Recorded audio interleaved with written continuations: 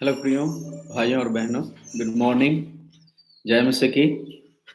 आज के दिन में मैं आपके और आपके प्रियजनों के लिए बेहतर जीवन और आशीष की कामना करते हुए आज की मन्ना की शुरुआत करता हूं।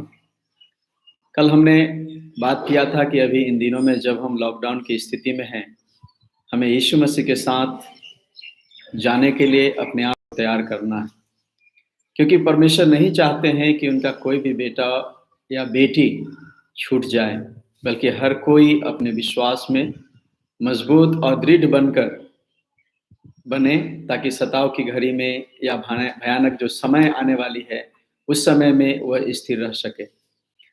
यीशु के साथ जाने के लिए हम सबों को तैयार होने की आवश्यकता है। तो प्रियो, आज हम बात करेंगे कि कैसे हम अपने आप को उन दिनों के लिए तैयार करें। तो सबसे पहली बातें जो मैं आपको कहना चाहता हूं कि यीशु के साथ हमें जाने के लिए हमें आत्मा में होकर रात दिन प्रार्थना में समय बिताने की आवश्यकता है। प्रियो, हम जानते हैं कि प्रार्थना के द्वारा हम परमेश्वर से जुड़ते हैं और परमेश्वर से जुड़ करके बातें करते हैं। पहले वीडियो में हमने बात किया था कि प्रार्थना करना मसीही जीवन के लिए श्वास के समान है।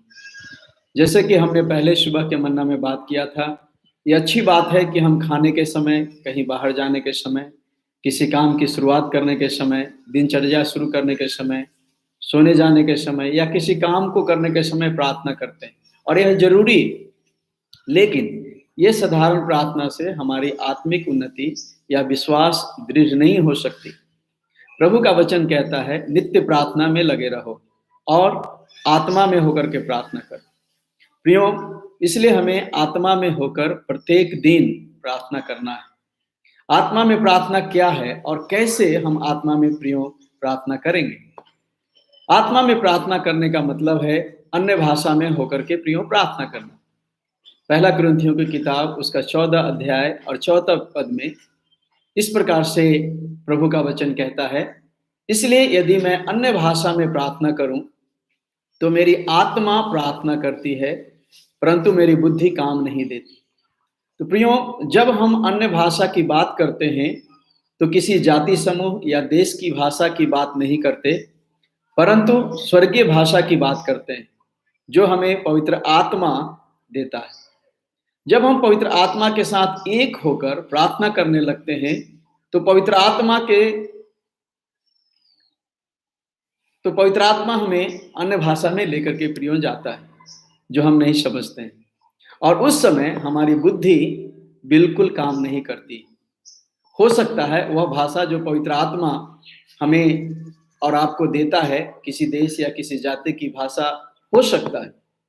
आत्मा में प्रार्थना करने से प्रियो 2 बातें होती हैं।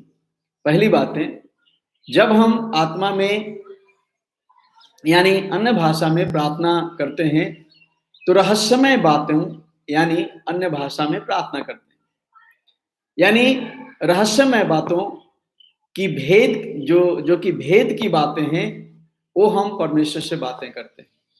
ये सृजनात्मक रहस्यमय बातें होती हैं जो हम परमेश्वर से कर रहे होते हैं। पहला कुरिन्थी 14:2 में लिखा है, क्योंकि जो अन्य भाषा में बातें करता है वह मनुष्य नहीं परंतु परमेश्वर से बातें करता है, इसलिए कि उसकी बातें कोई नहीं समझता, क्योंकि वह भेद की बातें आत्मा में होकर के बोलता है। हम और आप आत्मा में प्रार्थना के द्वारा चीजों को आत्मा के दायरे में एक्चुअली व्यवस्थित कर रहे होते हैं, और आत्मा वो काम कर रही होती है जिसे हमारी बुद्धि प्रियो समझ नहीं पाती। आत्मा हमारे जीवन से जुड़ी चीजों को व्यवस्थित कर रही होती है ताकि हमारा जीवन स्मूथ रीति से चले और परमेश्वर की इच्छा हमारे जीवन में प्रियो पूरी हो।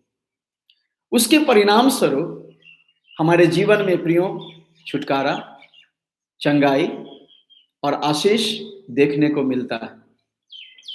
हमारी आत्मा, जब हम आत्मा में होकर के प्रार्थना करने लगते हैं तो पवित्र आत्मा हमारी दुर्बलता में प्रियो हमारी सहायता करता है, क्योंकि हम नहीं जानते प्रार्थना किस रीति से करना चाहिए।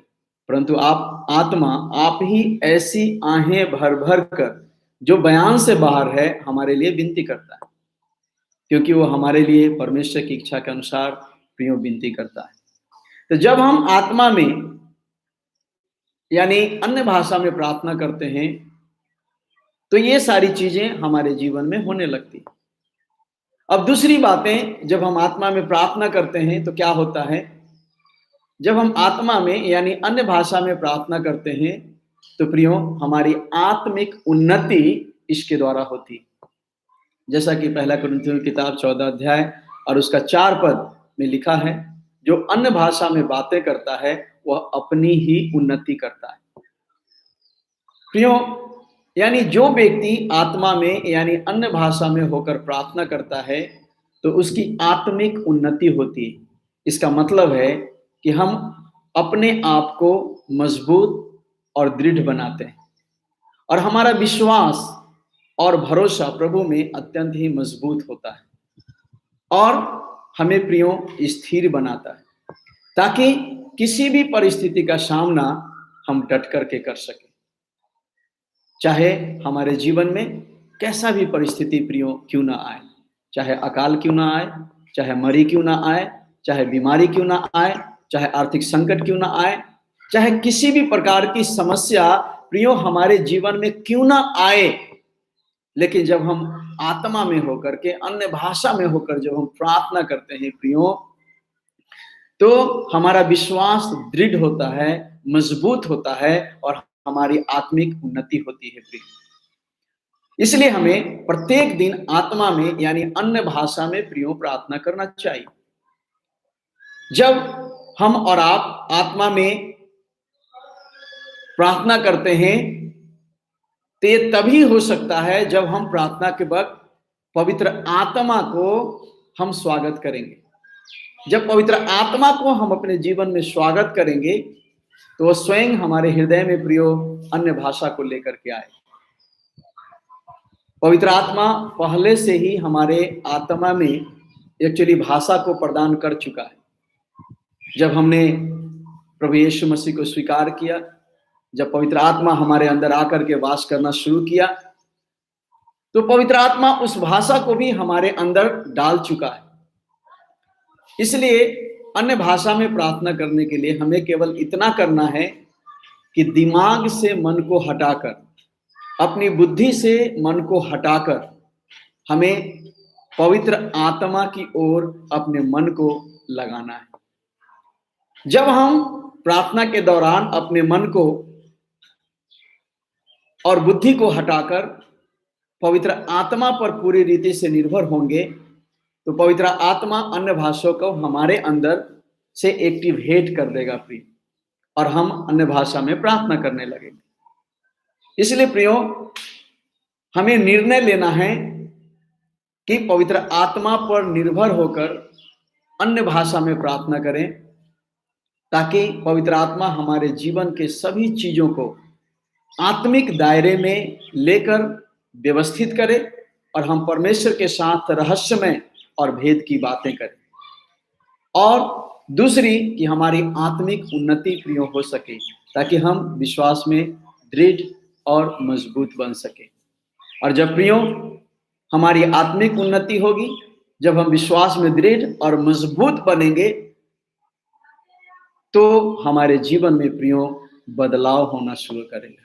और जैसे जैसे प्रियो हमारे जीवन में बदलाव होना शुरू होगा, हमारे अंदर पवित्रता आनी शुरू होगी, हमारे अंदर परमेश्वर की धार्मिकता आनी शुरू होगी।